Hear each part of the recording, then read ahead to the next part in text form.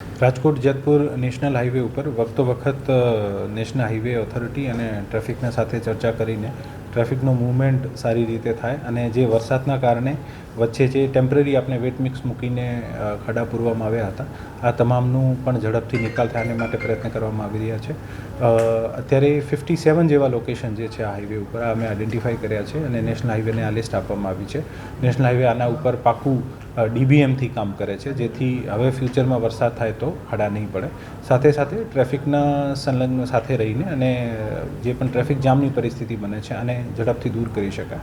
નાનું મોટું જે ટ્રાફિક જામ અત્યારે કામ ચાલે છે આના કારણે પણ લાગતું હોય છે, કારણ કે અત્યારે આપણે સાથે સાથે ખાડા પૂરવાની જે પાકા મટીરિયલથી ખાડા પૂરવાની કામગીરી છે આ પણ ચાલુ છે. સર, કેટલા સમયમાં આ જે છે કામ પૂર્ણ થાય? અત્યારે આ લોકોને જેટલા પણ ખાડા છે અને નેક્સ્ટ વિધિન વીક પૂરા કરવા માટે સૂચના આપવામાં આવી છે અને આ વીક સુધી જેટલા પણ ખાડા છે આના ઉપર આ તમામ જે વરસાદ નહીં આવે તો આ તમામ કામગીરી પણ સર, જે કામ છે સમગ્ર પ્રોજેક્ટ છે એ હજુ કેટલો સમય લાગી શકે છે? કામ જે છે આની હજુ પણ આનું 42% કામ પૂરું થયું છે, લગભગ 58% કામ બાકી છે અને આની સમયાંતરે મિટિંગ થતી હોય છે અને ખરેખર આને સૂચના આપવામાં આવી છે કે પૂરતા પ્રમાણમાં મેન મટીરિયલ અને મશીનરી મોબિલાઇઝ કરાવીને ઝડપથી પૂરો કરાવે.